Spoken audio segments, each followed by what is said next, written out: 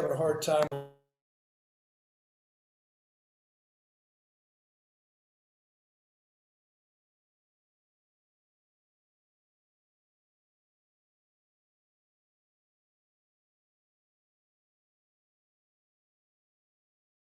Well, I see all the regular guys online, which is great.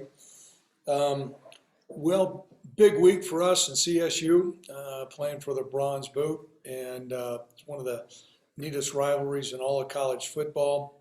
For me, having an opportunity to be part of these games, I've always heard about it, but till you get in the middle of it, and just understand the whole um, I guess, gravity of how what the Bronze Boot means and what it means to the two campuses and ROTC groups and all the pageantry that goes along with it. It's certainly something special. I know our players are excited about it, um, but I'd like I guess rehash last week against San Jose. We knew going into the ball game that they had some weapons. We knew we were going to need to play well to win. And I thought some parts of our game we played well. We probably ran the ball with the traditional tailback runs as well as what I can remember for quite some time, actually, and really established the line of scrimmage. I think the numbers bear that out. Xavier had 172 yards and 7.8 yards per carry, so that's good. And then Titus was in there. We mixed him in. He had 5 yards per carry, and DeWine had 11 yards per carry. So overall, that part of the game between the backs, the offensive line, fullbacks, and tight ends, all those people that blocked really did a good job. We were able to hit a couple explosive plays in the passing game. One in particular to Isaiah there. I thought Levi did a great job adjusting his feet and came up with a big long touchdown. And also, he threw another really nice ball in the corner, and Isaiah came up with a contested ball. Actually was interfered with and came down for it. So we're really encouraged about that. And the other thing is we played the game awfully clean. We had, when I say clean, I'm talking about penalties. We had 0 penalties, and that's been the best that we've done, and we made that a point of emphasis. Where we came up short, I thought our defense probably did some uncharacteristic miscues. We didn't tackle as well as what we needed to, and we allowed some big plays by San Jose, certainly some in the passing game, and then by the quarterback running. We knew what type of runner he was. He proved to be more effective than what I thought that he would be, but nonetheless, we've got to play better defense. And then along with that, we were -2 on the turnover margin, and that sounds like a broken record, guys. I get that. But that's got to get flipped around.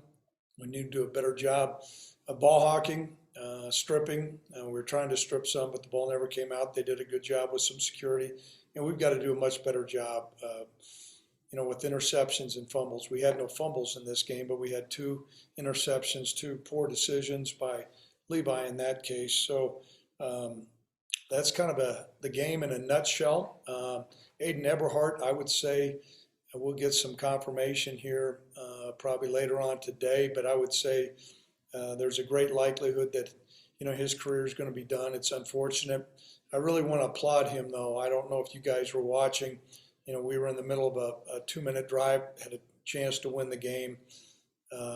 He sustained what I think is probably going to be a pretty significant knee injury, and we were under 1 minute, and he was way on the far side and ran off the field as opposed to going down because of the 10-second runoff.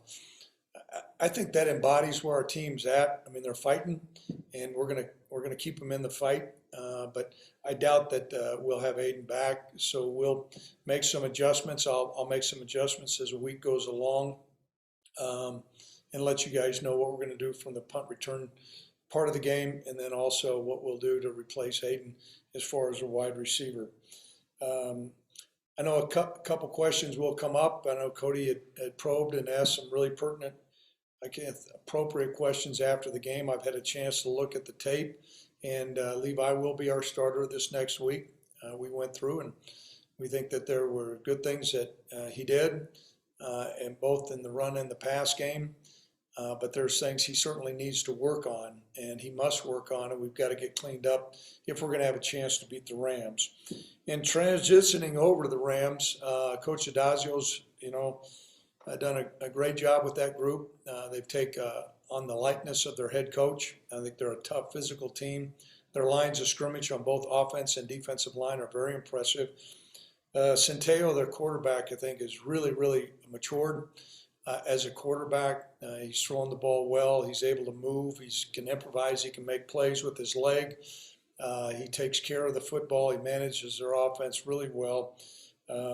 Bailey's a big, strong running back. They're gonna pound you, but then they'll do some things on the edges with him.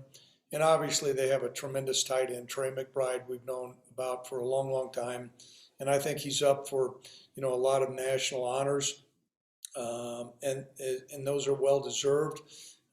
He's really a force in the passing game, and he's a big, strong guy in the running game. He's got great hands, and so they utilize him. And then they have a tremendous punter. If Stonehouse is not the top punter in the country, I don't know who is. I don't know, he had like a 50-some yard average last week, and that's continuing to come through every game. So big ball game, a lot to play for. We're glad that we're at War Memorial Stadium. It should be a bright, sunny Saturday afternoon. Games in the afternoon it's always great to play in the afternoon, and I know our fans are going to appreciate that. And so another year with the border war, and we're going to do everything we can to get that bronze boot back. So a lot to play for at this time. I'll open up to questions. Josh starts off. You mentioned the big game coming up this weekend. For you looking back, what do you remember about your very first border war, and how much just has, what the game means to you evolved over the years? Well, I came in thinking I understood the gravity of the game and how much it meant to our former players. And I didn't. I didn't really understand, all the memories that all these former players have, our alums, the people in our state. This is really, really important to the fabric of Wyoming. And I can remember the first game we went down to Fort Collins, and it was an eye-opener for me. And, quickly learned how important that this game is and what it means. And it took us a couple years, but then we had some good wins. And then last year we had a disappointing loss. And so it means everything in the world when you see the players go and they grab the boot and sing our school song. And it's gut-wrenching when you see the opponent team run over and grab it and run off away. So I've been on both sides of it. And it's a lot better to be on the winning side. Cody, go ahead. Craig, at San Jose State, you guys didn't have Asias Gandy for most of that game. Will he play this week, first of all? And second of all, how much with his sure tackling would that maybe have helped you guys down the stretch there? Well, Zayas is an excellent tackler. And, I don't a lot of times get into, some issues where he's at. I mean, we dressed him. He's got a stinger, which is very common in college football. Sometimes some guys are able to play with him, and he was not able to play with that. And so, we'll see how the week progresses, Cody. I think Isaac White is a very, very capable player. And you can be sure that who's ever out there, we have full confidence in who's going to be out there. Ryan, go ahead. Craig, you mentioned the running game against San Jose State. I assume that went hand in hand with your observation coming off the field about the pad level of the offensive line. Just looking back, how did the offensive line play, and how do you see that matchup with CSU's defensive line, which appears to be a pretty good one? TSU's got an excellent defensive line, and we've culled through all the tape. Without question, Ryan, I thought it was our best performance with getting man-on-man, guys driving blocks, very few missed assignments, moving the line of scrimmage. We saw parts of that the week prior, and we may have gone away from the running game a little bit too soon against New Mexico. That you can debate that. But we saw part of it, but this really came in to play this game. And even when I think we started one drive on the 2-yard line and went all the way down the other field. And then we were almost in a hurry up mode. It wasn't so much complete hurry up, but a faster tempo. And I thought our guys, it was to the point where we were getting 8, 9 yards a crack. And that's much better than trying to put up a bunch of balls in the air in that situation. And we certainly are going to attempt to run the football against Colorado State. Their front, I think, is very formidable, probably bigger and stronger, how they play off blocks than what we faced last week. And that's no disrespect to San Jose, but I think this one's going to tax us a little bit more.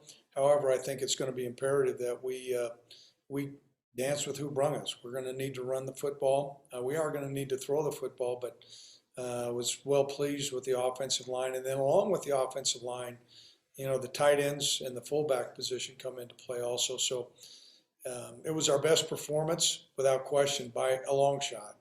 And it was good to see. Josh, go ahead.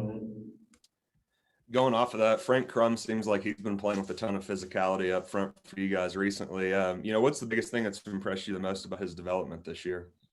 I think a lot of it has to do with his improvement in the offseason, his strength level. I think Frank came in bench and pressing about 185, and he's up to maybe 415 now. He's playing with lower pad level. He's 6'8". He's got a big frame, but sometimes because you can be 6'8", you can get a little top heavy. He's learning how to control his body better. He's not as grabby. He's moving his feet, and he's playing with a nasty edge, and we'll need that come Saturday. Cody, go ahead. Might as well stick with the offensive line here, Craig. I saw Rudy Stouffer and Latrell Bible got in the game. Was that you trying some new things out, or was that out of necessity, or how did that work? A little bit. Alonzo Velasquez has got a little bit of an ailing knee. He's certainly serviceable, but for him to go in and play 70, 80 plays is not realistic. And so we've been rotating Rudy with him in practice. And I think that's helped take some pressure off of Alonzo's knee. He's certainly doing everything he can as far as treatment and strengthening, and we feel comfortable with Rudy. Latrell Bible is a guy, of course, as started last year at the left tackle position, and so he's played quite a bit. His physical stature gives us an indication he's probably a better inside guy, whether it be one of the guards or the center, and so that was very purposeful. He's been practicing well. We think it's important to have some fresh guys in there that are capable of playing winning football, and we certainly feel that's where Latrell is at. Ryan, go ahead. Craig, Chad Muma was named a semifinalist for the Buckus today. I'm sure it's like asking a parent who their favorite child is, but how would you compare just kind of his career at Wyoming to Logan Wilson, the guy he replaced? Well, I can tell you, if I had a quarter for every time an NFL personnel guy asked me that question, I'd be a wealthy guy, and I'm still eating at Wendy's, so I'm not a wealthy guy. I can tell you they're very similar in the fact that they're both wickedly smart. They're explosive. They can play sideline to sideline. And it's encouraging to me to see Chad receive some of these recognitions because I think they're well deserved. Both of them are they're excellent players, and their coach is also named Bowl. And I told Aaron I think he grew up on third base because he comes in, he's coaching these guys that are all-star players and great character guys. And I said, someday you're going to find out what it's really like. But they're top shelf, and to separate them, boy, I think you're talking about a razor-thin margin, and it's been great having both of them. So I'm not walking a line there. I'm just championing both of them, and obviously, I think you guys have seen what Logan has done in the NFL. He's playing at a really high level, and so I think the future looks really bright for Chad. He's an all-in guy. He's all in for the University of Wyoming. His father played here. His grandfather played here. It's been great to see him, and I know this will be a big, big ball game. And, I think that there's a great chance that Chad's going to be playing long after his career ends here at the University of Wyoming. Josh, go ahead. I think Isaiah Nair had 10 or 11 targets, and then obviously the 2 touchdown catches. How much have you seen his connection with Levi grow from last season to what we saw out there last? Well, we've seen some things during the course of practice, particularly throwing the deep ball, and I think Levi's got a good touch on the deep ball, and Isaiah obviously has got great length and he's got excellent speed, and because of his length, when he goes up for it, he can sometimes come up with contested balls, and so I think there's a comfort level between those two. However, I think Levi feels comfortable with a bunch of other receivers, but without question, Isaiah has good ability, and kudos to Tim Folasek and to Coach Grant, our passing coordinator, to dial up some things that are going to utilize his skill, and that's why you're seeing some of the target numbers that you do. And I'm sure that Coach Adazio is calling through the tape, and they're looking at that tape as well and seeing what kind of player Isaiah is. Cody, go ahead. Greg, correct me if I'm wrong, but I believe you guys recruited Trey McBride. Did you expect him to be this much of an animal? I mean, he is really good. No, great family, and his brother's playing as well. They're from Fort Morgan. We recruited him hard, and I think Marty English was down at CSU at that time, and CSU had a string of players from Fort Morgan. So you're spot on. We tried to recruit him just like CSU tried to recruit Chad Muma. This is how this game is. I mean, we've been in a lot of each other's living rooms, and there's so many family ties. And I acknowledged Trey last year. I talked to him right before the game and told him what kind of great player he was. And it's great. I'm sure that Coach Adazio has him back. I thought he would be a guy that would play in the NFL last year. I know he's playing at a really high level, and he's getting a lot of looks like Chad is. Ryan, go ahead. Craig, on your depth chart, you have Alex Brown as Eberhardt's backup. Is he the next man up there? And I can only assume, just getting to know Aiden a little bit this year, that he's probably helped groom Alex and some of the other guys. Just what are you seeing from the young guys that have to step in now? I cannot put into words what Aiden Eberhardt means to our program. He's a guy that shows up every day. He's encouraging to other guys. He's competent. He makes plays. He's humble. He works hard. He's a great leader. He's always encouraging younger players. We'll need to have a next up mentality because Aiden is a guy that, if you just go back through and look at a lot of the plays that were made. I mean, we were in a tough spot, I think, on a third down and whatever here in the first series of the second half, and we needed somebody to make a play. And I talked to our guys at halftime, and Levi found him. I think Aiden broke about 3 tackles and came up with a first down, and our sideline erupted. Like I said, I think it's really doubtful we'll have him the rest of the year. I've said that before, and sometimes I've had to retract my words, but his presence is going to have a lasting impression. I know he's going to be a supportive guy on the sideline, even though I think he probably won't suit up. He's a Colorado guy, so this game means a lot, and he'll be out there like having another receiver coach. Cody, go ahead. Craig, speaking of being supported from the sideline, saw Sean Chambers being the first guy out there shaking hands with his guys and stuff last week after touchdowns. What can you say about that guy and how he's handled this situation? I think that does not surprise me. Sean's character runs really, really deep. His connection with our football team is really entrenched. He has a great deal of respect on both sides of the locker room, and how he was, I think, is an indication of the person he is. He's constantly talking to Levi. He was encouraging the other players, and this is a fun team to coach. You're always going to have some challenges here and there, but these guys, they have a tremendous competitive nature. We're in a little bit of a rough spot but having guys like Sean sure make it easy, when you're on a little bit of a skid, you have a cup of coffee and you go into work and you know that you're going to see him come around the corner. It's one of the reasons why I'm still coaching. I can tell you that these young people are phenomenal. We got any more questions, guys? Tracy, go ahead. This is kind of off the wall, but have you ever thought, given the speed and the durability and the skills of the two guys, of putting both quarterbacks in at the same time?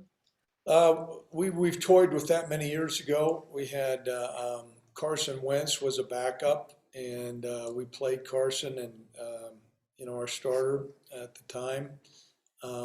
Didn't go great.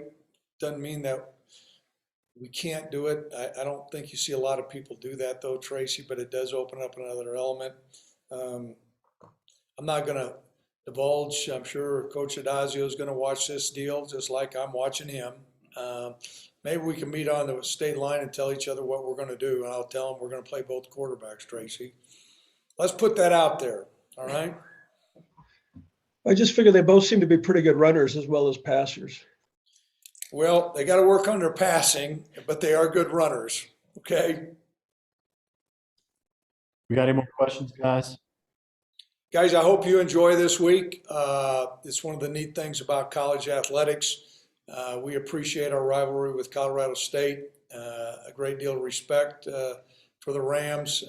Once this ball gets kicked off, it's always one of these things, the fur's going to fly, and it's one of these games that I personally really enjoy, and I've been on both sides of it. So appreciate you guys being on. Some good questions today, and we'll talk soon. Thank you, Craig.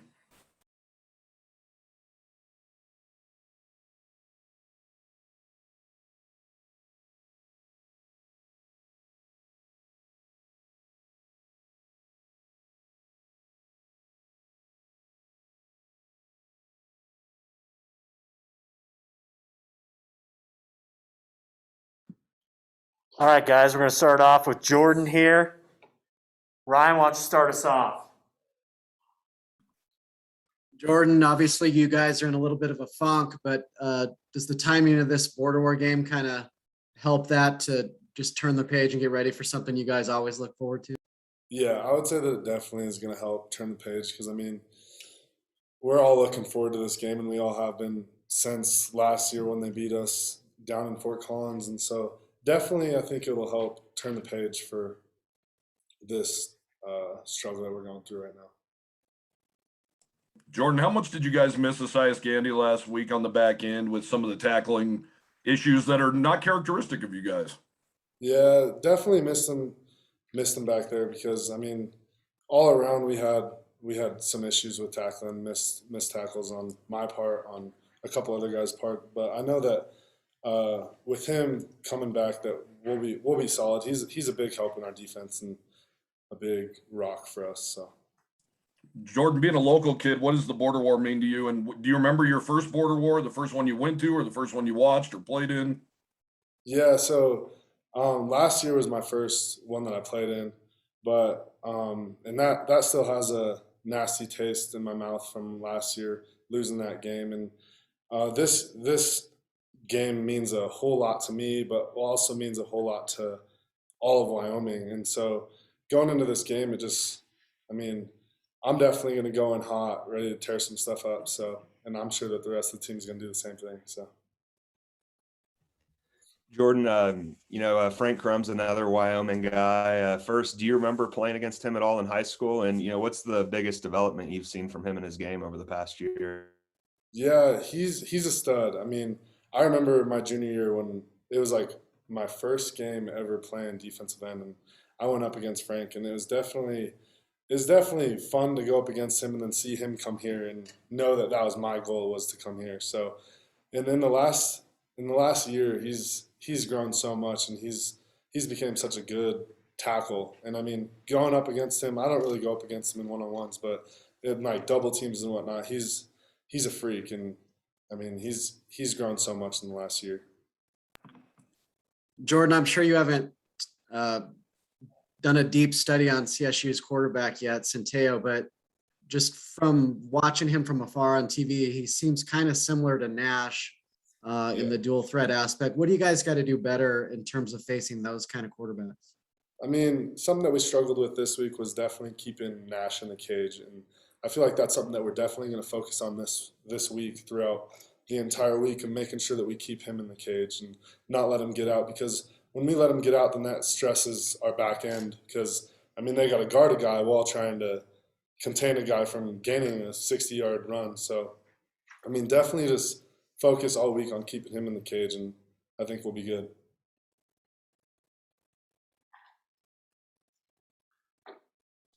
We got any more questions, guys?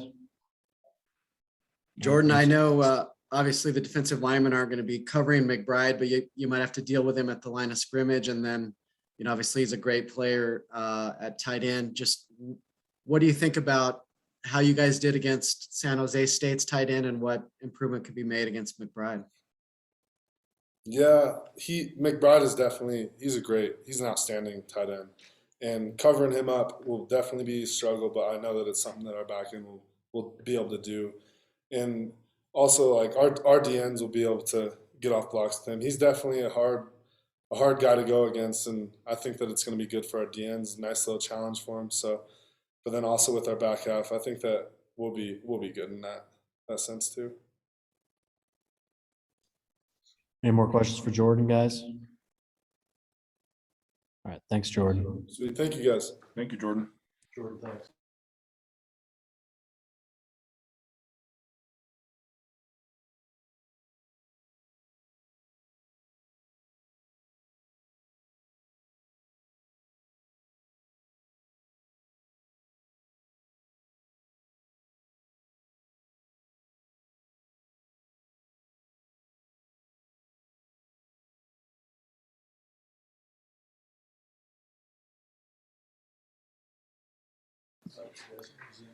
All right, guys.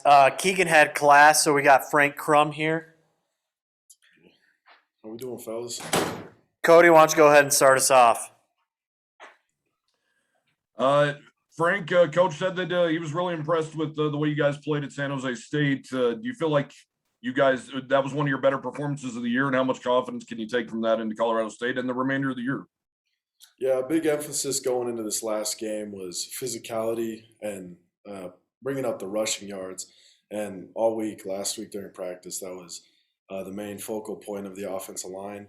And I thought we physically imposed our will last Saturday.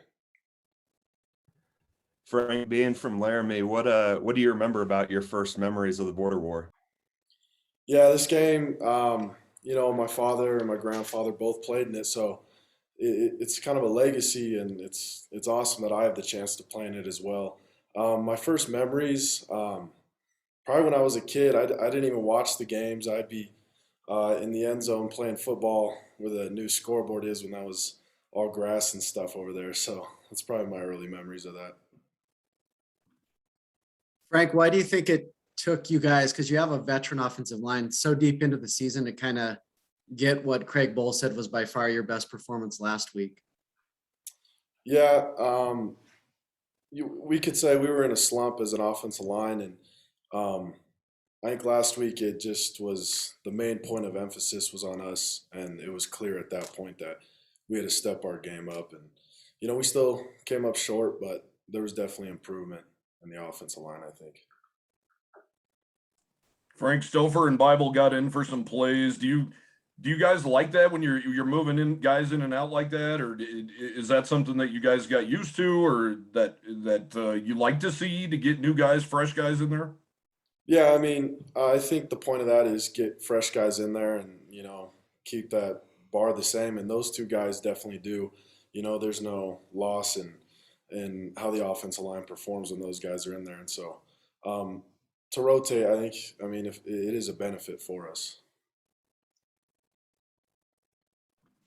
Frank, is there anything CSU does that becomes more of a challenge for you guys, maybe than other teams? Do they present a different type of approach?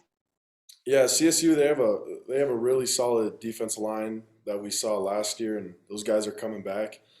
I think we got to account for all the guys in the box. Last year they packed the box on us, so it could be another heavy box week for us. Look at the film from last week, learn from that, and then jump on CSU stuff here this afternoon.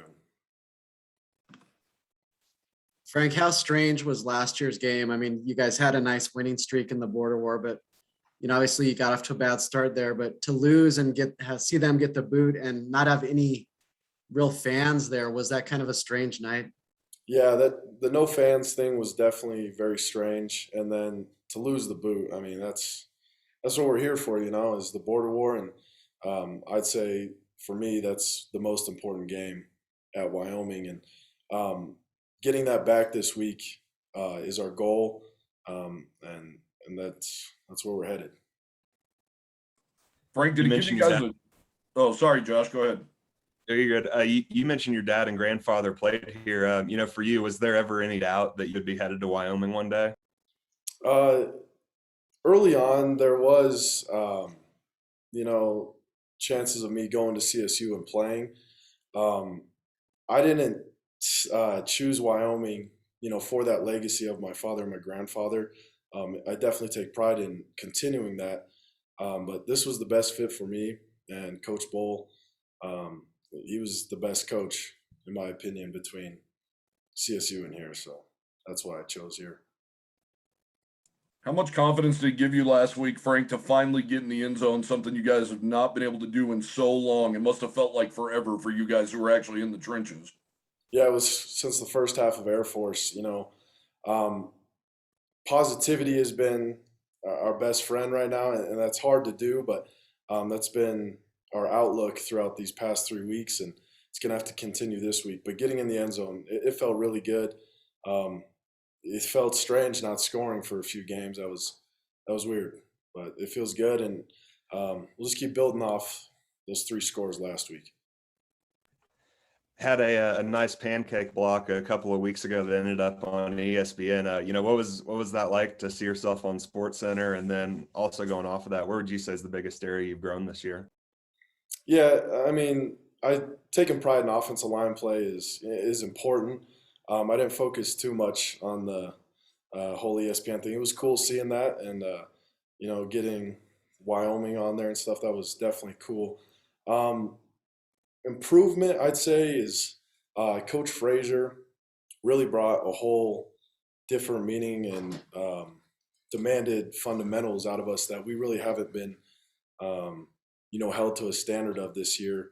And I've seen growth since spring ball fundamentally, and I still got a long way to go. But our fundamentals and the run game and pass protection, that's something that I've improved on. Frank, do you think that maybe harping on those fundamentals and stuff, which, I'm not saying is a bad thing whatsoever, but do you think that's maybe caused you guys to be a little less consistent because you're learning new things and you're trying new things under a new coach? Yeah, I mean, things they are different. We're not, it's not the vegan era anymore. And, things change. And those fundamentals, I think, have only helped us. I'm not sure if I don't think that's the reasoning for not scoring these past 2 weeks. You look at the first 4 games, our scoring was pretty prolific in that sense. So I think we're just in a slump right now, but I think these fundamentals have only helped us. We got any more questions for Frank? All right, thanks, guys. Thanks, Frank. We'll call you guys. Thanks, Nick. Yeah, I called Josh. Hey, Frank, hang out for a second.